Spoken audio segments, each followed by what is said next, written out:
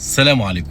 ازيكم يا جماعه، عاملين ايه؟ دلوقتي احنا ليله مباراه القمه بين الاهلي والزمالك اللي قرر الزمالك الانسحاب فيها. طلع بيان دلوقتي في اجتماع ما بين وزير الشباب والرياضه وما بين الكابتن حسين لبيب رئيس مجلس اداره نادي الزمالك والكابتن احمد دياب رئيس رابطه الانديه المصريه للمحترفين، وقال لهم انتوا مش هتلعبوا المباراه، يبقى لازم تبعتوا لنا خطابات رسميه، يتم خطابات رسميه ما بين الزمالك وما بين رابطه الانديه وما بين رابطه الانديه والنادي الاهلي الطرف الاخر، علشان احنا مش عايزين حد يروح الملعب ولا ان شكلنا يطلع وحش قدام الناس وان احنا صورتنا قدام الناس، وده اللي احنا بنتكلم عليه لينا فتره. المهم اللي حصل ان نادي الزمالك بعت خطاب رسمي لرابطه الانديه. رابطة الأندية استلمت الخطاب، موجود فيه إيه؟ إن نادي الزمالك بيعتذر عن لعب المباراة لظروف قهرية. إيه الظروف القهرية؟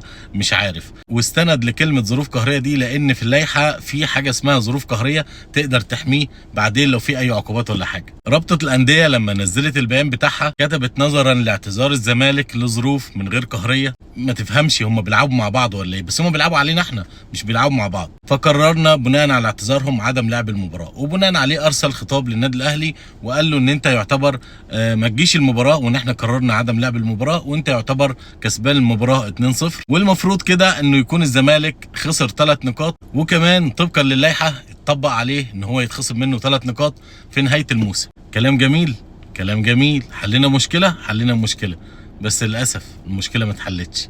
الزمالك مش هيعدي الموضوع ده. الزمالك لو ما راحش والاهلي راح الملعب والحكام نزلوا والتنظيم تم وكل حاجه، والمباراه كانت المفروض انها تقام الساعه 7 والحكم نزل وصفر واللاعيبه الثانيه موجوده، لعيبه الفريق الثاني اللي هم لعيبه الاهلي، وكل حاجه مهيئه للعب المباراه موجوده، بس الزمالك لم يحضر. في الحاله دي الزمالك ما عندوش اي حاجه يستند اليها ان هو ما يطبقش عليه عقوبات. دلوقتي الزمالك هياخد كل اللي هيحصل ده وكل العقوبات اللي نزلت عليه وهيروح بيها للاتحاد الدولي وهيطالب باخذ حقه من الاتحاد المصري اللي ما يعرفش اصلا لا لوائح ولا قوانين.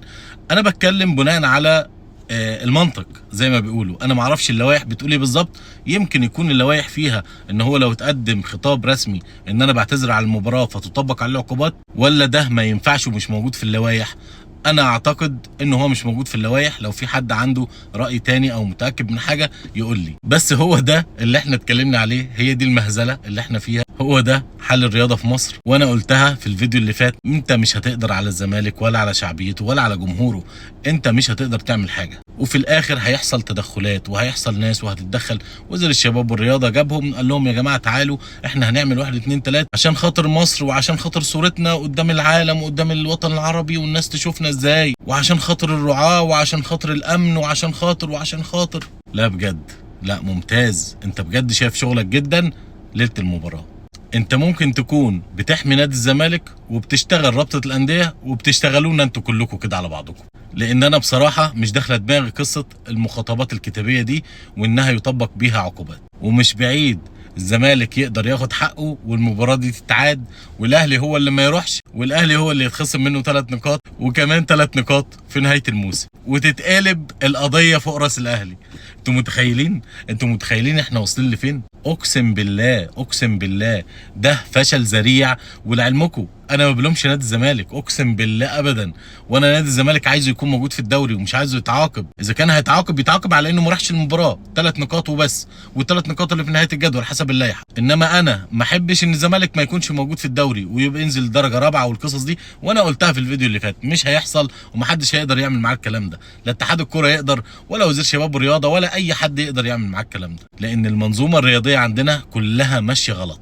مفيش حد ماشي صح علشان يقدر يطبق لائحه ويقدر ياخد قرار كبير زي ده. واتلغت المباراه على كده، ومعرفش هل ده قانوني ولا لا. هل الاهلي فعلا هياخد ال3 نقاط وهتحسب له 2-0 ولا لا؟ هل الزمالك هيتخصم منه ال3 نقاط دول وال3 نقاط اللي في نهايه الجدول ولا لا؟ وهو ده حل الكوره، وهنفضل كده دايما. الناس بتشتغلنا واحنا بنمشي ورا الاشتغالات وبنحب كده كويس جدا، وطول ما احنا كده مش هنتقدم خالص. شكرا ليكم، نشوفكم في فيديوهات تانية وضحك تاني. سلام.